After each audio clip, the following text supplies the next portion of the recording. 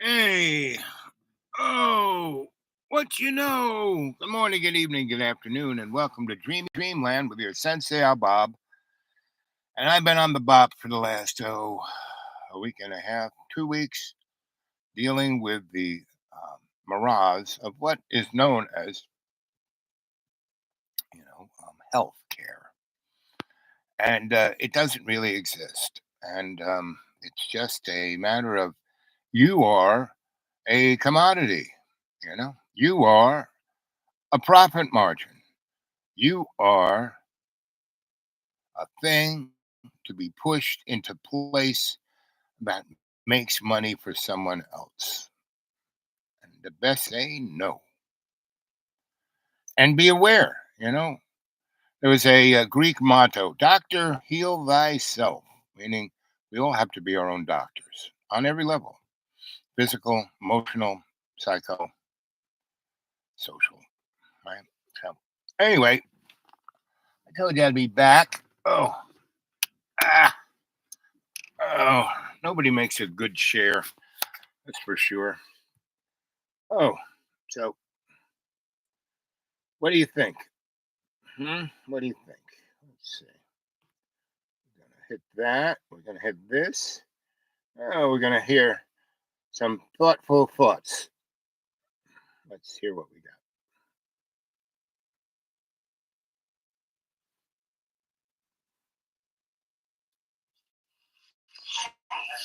Oh, it's really true. Well, the other thing about her, they want a woman in there, and they don't. They want a woman in there. That's the one thing about her. Stripped down to their underwear. Other Palestinians told NPR similar stories. When Nathan returned home and the siege ended, it was turned to rubble. There are no suitable homes to live in. Where do we go, people? While you're preparing your Eid roast and Eid cookies, we're preparing shrouds and how to retrieve the dead from under our homes. It's enough already. Journalist Bayan Abu Sultan lives near Al Shifa. She posted a reel on Instagram showing some of the moments she survived during the raid. Bullets coming out of houses near Al Shifa Hospital.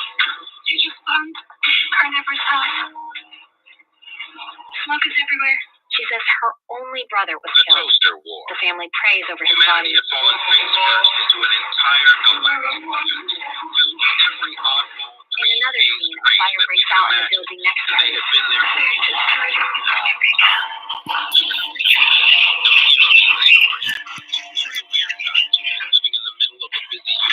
Many homes were burned down during the battle. Israel says hundreds of those apprehended in its raid were identified as, quote, terrorists. Dr. Abu Sada, the acting manager of Al Shifa, listed some of the names of staff from the hospital Israel is holding captive from this raid and a previous raid on the hospital in November. Once we noticed the strange lights and bizarre craft, we watched the sky, and finally we took one of them down. Says he was held in captivity for 5 The child of a powerful and wealthy alien. The ransom was paid in second intel. We handed over the weeping, miserable thing without a moment of regret and used the information to take down anyone else pissing about in our system. Our ransom was always the More same. than $250,000. Now we know they thought they were getting their children back for the price of a toaster. But if you think about how many ideas, how many of mankind's first principles are embodied in a toaster, you can learn a lot. The power supply, the best bit. We learned how to make and store so much energy. Standardization. The aliens kept using the same parts. Maybe that implied a whole universal set of goods and services. We drew our own conclusions and kept the academics busy for years. Then we began building a fleet. Nothing we built settled for the toaster standard, as we called it. We went bigger, better, and cheaper. They obviously loved their widgets, their bells and whistles, but we wanted a fleet. We put in a coffee machine and called it good. How to weaponize a toaster. That was the question that boiled in the minds of our people as we began. We decided to try everything, every mad idea we had ever had. We had infinite energy and a long memory, so we built railguns, plasma burners, mag bottle bombs. If you ever played a game, we tried to engineer it and built it as well as we could. Someone finally talked, some offended parent or wannabe politician decided we needed to be sent right back to their dark ages, back to being the sport of their children, and our first of doing is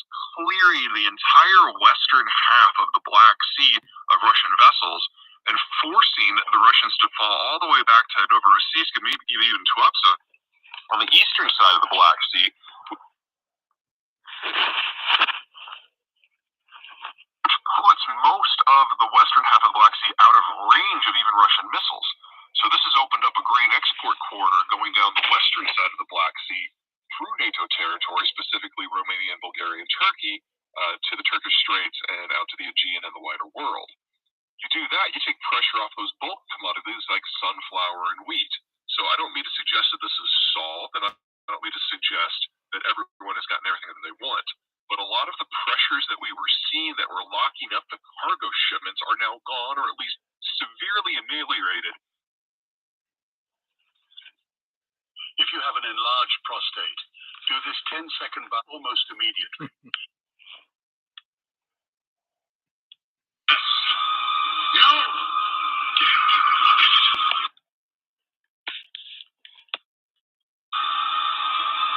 You and the rest. You forgot the first rule of the fanatic. When you become obsessed with the enemy, you become the enemy.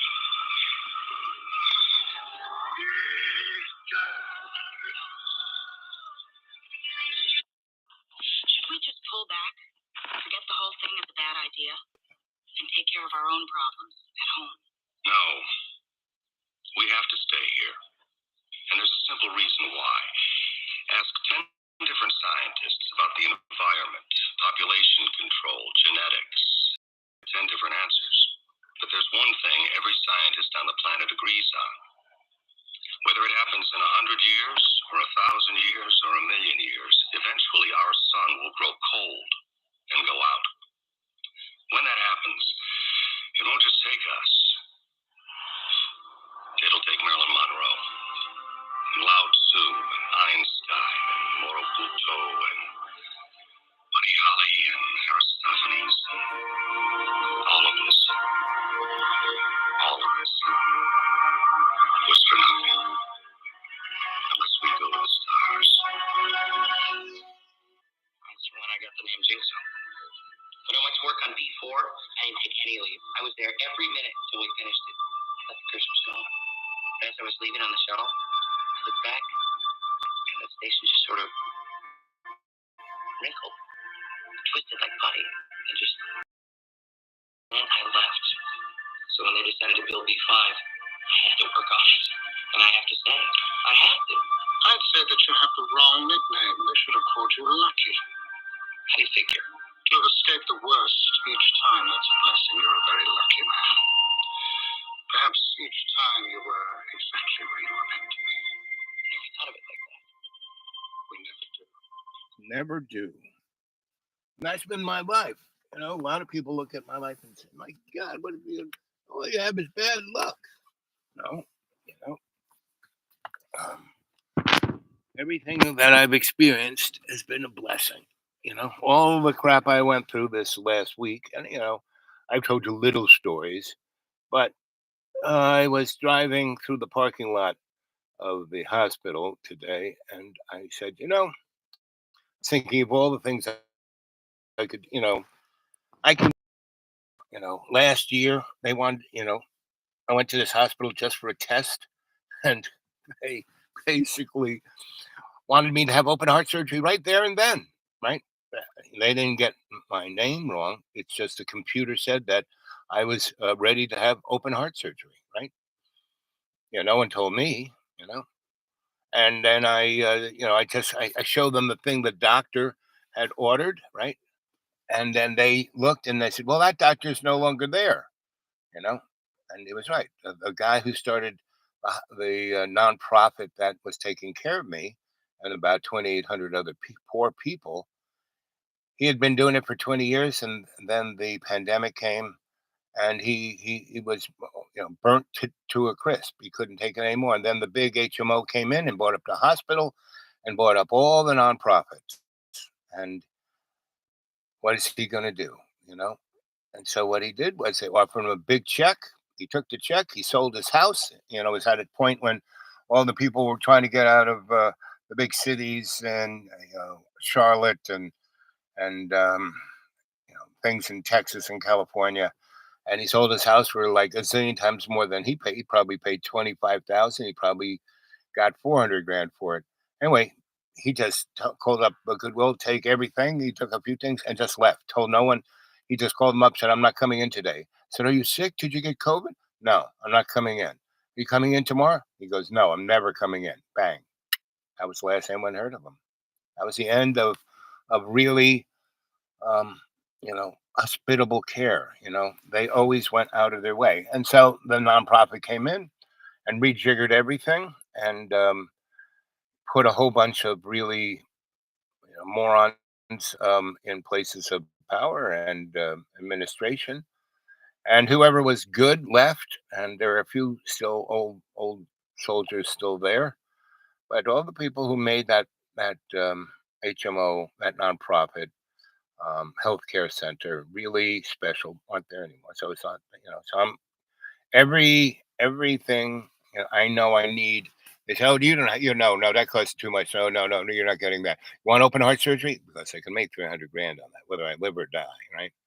So, anyway, I said, "Okay, let's see where this goes." So they took me up and they put me in a room to get, here, put this on. It was, operating gown.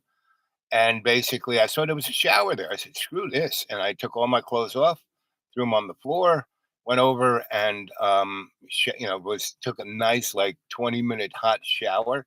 And then this woman trottled in with this cart, and she goes, "Have you eaten yet?" And I said, "No. What's for lunch?" And she goes, "Oh, meatloaf, turkey, and meatloaf, chicken, and fish." And I said, "I'll take them all." She goes, "Oh, that's great. That way I don't have to, I can leave now. You're my last person. I can go." So she just walked away, right? So I ate the meatloaf, right? And I was naked and I was, when this guy came in and said, "You all right?" I said, "How do you get the TV to work?" And he turned on the TV and showed me how it worked. And then I said, "Is there porno?" He says, "Yeah, yeah, just go to Pornhub." I said, "Can you do that?" So bingo, on the big screen in the room, there was porno. And I was eating meatloaf, getting it all over my Johnson. And then I jumped up in bed and put all the trays of food on the bed with me. And I was chopping away and, being amused. And then the doctor and the surgeon and the guy who was going to put the fentanyl in my arm came and looked and said, "Well, what's going on here?" And the guy said, "Did you eat it? You're not supposed to eat. Did you eat anything?" I said, "I ate it all. That meatloaf was really good. The fish was pretty good. Chicken, a little dry. The meatloaf, terrific. And the mashed potatoes and the string beans and the peas and the Boston baked beans. I ate it all. And the three desserts. I had it all. I'm full now." And they ran away and came back, and other bureaucrats said, "You know what you just did?" I said, "No." "Oh, we had everything all set up. That's thousands of dollars, all going down the tubes." And they laughed. This other person came and said, "We're calling the police." I said, "Please do. Because when they come, I'm going to tell them that you sexually abused me. You cornholed me." Right? And I dropped the meatloaf on his lap. So he had a big stain on his nice $200 suit, and he ran out screaming. Then a man coming in with like a $1,000 suit and a $300 haircut came in and said, "Sir, he knew my name." And they said, "Okay, we're, get in the wheelchair, put your clothes on, jump in the shower, wash off, put your clothes on. We're taking you down to get the test you were sent here to get." And from that point on, every time I go in that hospital, everyone has heard this story. And so they treat me with respect. And I just had a big bunch of tests, and that was Wednesday of last week, right? And I had to get up at 5 in the morning and drive there into pitch black while it was raining and sleeting, you know, and they're going to test my, what my stress is. So anyway, I'm here, and I've had, you know, thing after thing after thing of the medical model just saying, "No, you can't get," and I had all these protocols all set up, and no, you don't have that. Blah blah blah blah blah. So it's like I was driving out of the parking lot. And I just because I was getting what am I going to do to these guys? What's my next little piece of performance art? And basically, I said, "No, I'm going to go have a nice lunch," which I did to my favorite Mexican place, and then they called me up to see if I'm ready for heart surgery, and I couldn't get to talk. They put me on hold and phone free for 40 minutes, and it was like I hung up and I said, "Okay, that's it. I am not going. I'm just going to say no." No to my being angry. No to my being upset. No to I'm just going to love everyone. And if I die right here in this, I've already died in a plate of spaghetti. If I die face fit into the Mexican food, that's a good way to go. If I die, in my sleep tonight, that's a good way to go. I'm going when God needs me, right? When He takes me home. Otherwise, He needs me here, so I'm staying here. And that first 6 minutes of stuff I was playing was just stuff I kind of took off of here, there, and everywhere, and that represents what's going on, right? So I feel it right about here. There's my finger. I feel it. See what this little. Bloop, that's where I feel it right there, right? So that's what humanity is doing to itself. And we're not. We're going to drop some nuclear weapons. We're going to kill millions of people, well, maybe even a billion or two. But the human race ain't going nowhere, you know, because we're already out in space. We already are all over the place. We got cousins everywhere. And if anyone really wants to read any of my interesting writings that I've been writing for the last 5 years, I have 18 novels. It's called X-rated, and I have its earlier stages on blogspot.com, Griot Publishing, blogspot.com. And that's the earlier, that's like the stuff you find there is like manuscript. Now I have 18 novels in manuscript form, and I got 6 that are kind of edited. I definitely need. What I'd love is to be Elon Musk's X, because um, I have this thing called Griot Publishing, and its number one product is called X Rated, Ratzted, right, from the Greek, and that would fit Elon's the coordinating things and another thing called XAX Research, right, and a few other things with X that I was doing in the 70s. Understood the magic of X. Like xenons. That was spelled with X. Anyway, um, 17 minutes and 36 seconds, and again, this is a chat. This works its best when people say something.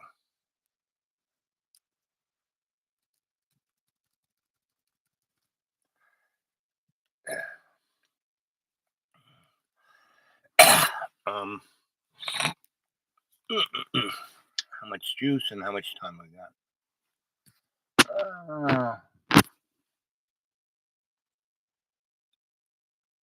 Is that 6 or 5? 6:27. How much juice? Oh, 18%. That's about 15 minutes. Anybody got anything to say? Again, you can get a hold of me at the dudeawake42 at Gmail. Gmail. Come on. Love to hear from you. Email me. I'll send you, um, my novels. And so get a hold of me. X-rated. No. The Dude Awake 42 at Gmail. Dude Awake 42 at Gmail. The Griot Publishing is at dot blog dot what is it? .com. No, dot blogspot.com. That's it. So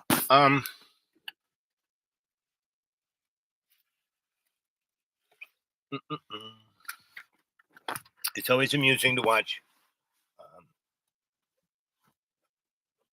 Homeboy. Let's see what Homeboy did today. Do.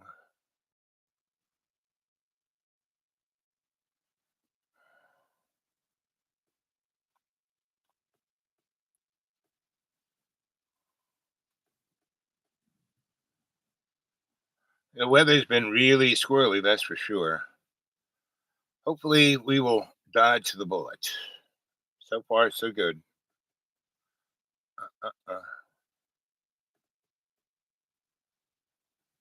There we go, Homeboy. Uh, do.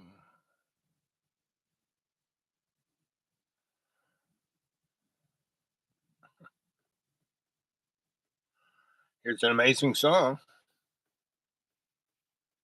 How I turn the camera over for me. Here's how. Okay, we have no screen and sound.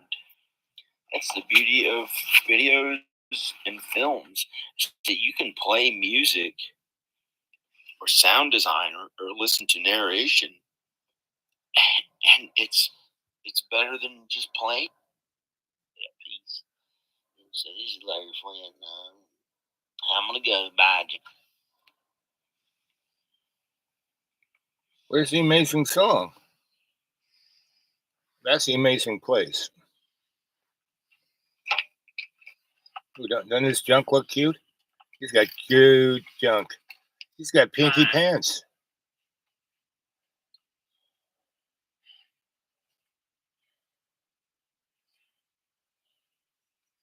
So that was Larry Flint. Larry Flint. Yeah. Yeah. What wheelchair too.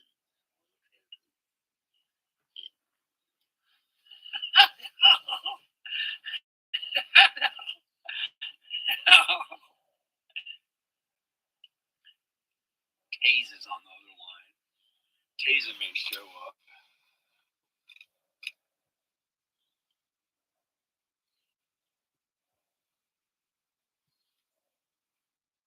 No.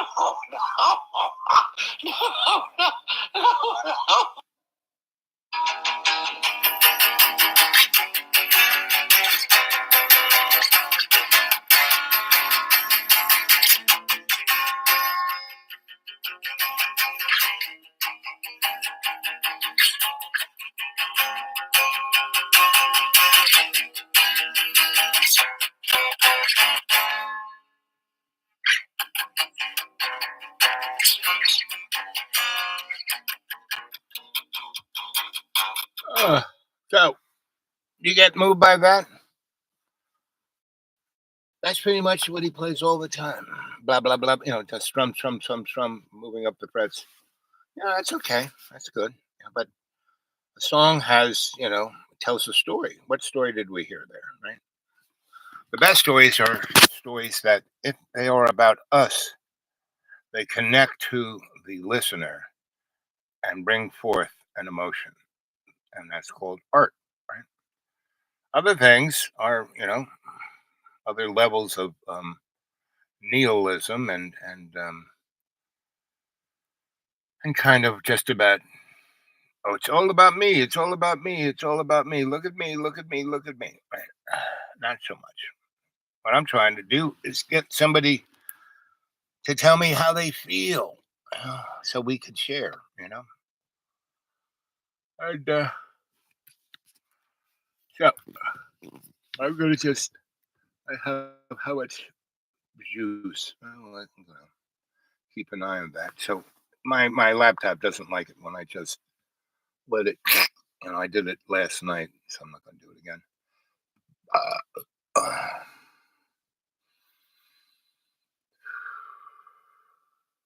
Connecting to the chi.